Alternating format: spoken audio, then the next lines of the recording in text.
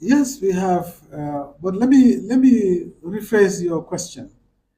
When you say there is a surge, it will be supported by evidence. But so far, the evidence we have and the evidence I have shown, there is a decline in non-compliance. From 2022, I can give you data from 2022, 23, 24. You understand? Up to 2025. And some of these is actually carried in our annual reports. I don't know whether you try to access those. They're actually shown in our annual reports. And these annual reports are also reporting to government because we submit our reports to government, to parliament, to other also oversight bodies, functions. So therefore, we have to be accountable to our words and to our data. And our data has also got to be verifiable. You understand? So that is what builds integrity in when we say something. There is not a surge in the report of expired products. And that's why even if you look at our enforcement action, when it comes to destruction, we are not destroying expired products. Basically, what we are destroying is some other forms of contaminants, for example, caked and wet items from the ports authority. That's why you see the tonnage is high, you know. And then also some of the items that are got spoilage, they are not expired, but they are spoiled. And this can happen, particularly during this rainy season. I think there's one of the media houses that I explained this. During the rainy season, the temperatures are extremely high.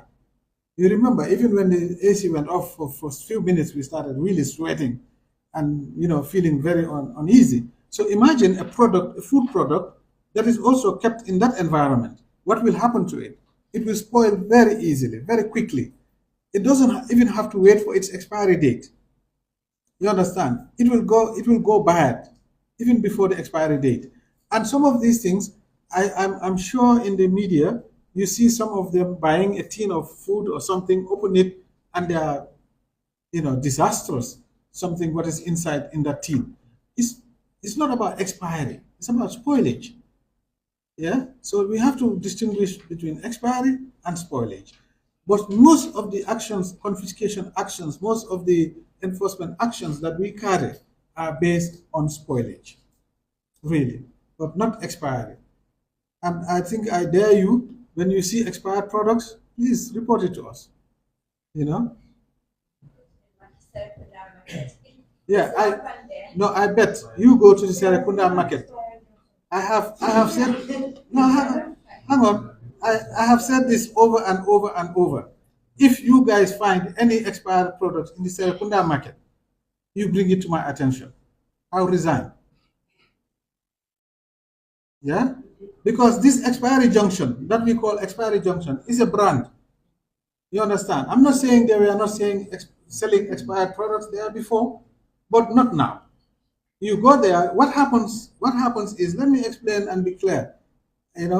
What happens is that most of these importers, when they import, sometimes they import large quantities and they cannot sell all the quantity, at the prices that they have tagged to sell.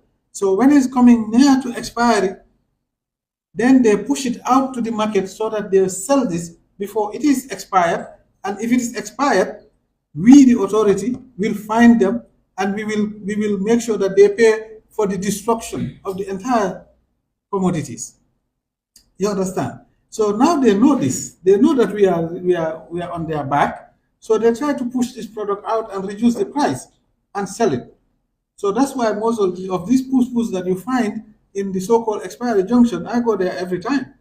You know, and some people. What about if it's not expired, but at the same time it's spoiled and they are selling it? No, if they are not supposed to sell it. They should sell, especially the apples. We will see that this apple is rotten. Normally, once they are using selling it for $20, they buy for $10 or $5. No, that's not supposed to happen. It used to happen. If you go to Santa Catarina and say you sell it there. Okay, If you see the apple, you know that this apple is rotten. They will sell it $5. yeah. Sometimes you wonder whether you should have safety here. Yeah. Yes. But I think that is something that they will investigate.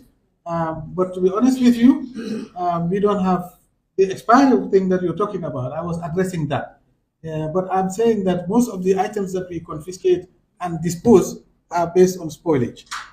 Yeah. So through either from the ports and they are wet and caked or something, or they are in a container. The cold chain was not functioning. The chicken is gone bad. So those are the things that we actually mostly dispose. And some of the supermarkets we find products that are actually gone spoiled. We also confiscate those. And even in the retail shops, which is we call them corner shops or retail shops, we also do that. And of course, in the also the wholesale, the warehouses, we do that as well. But when it comes to spoilage, I think there is something that we will note. And like I said, we are not perfect, but we will note that. I think apples and in fact we'll include all other fruits at the Sandika. We will launch it. Thank you for that information. And that's why I'm saying that food safety is everyone's business. We are all inspectors, by the way. Did not answer the question of prosecution. Okay, prosecutions. Actually, we hardly do prosecutions. But then what you are saying is that somebody consistent, then we will impose fines, for example.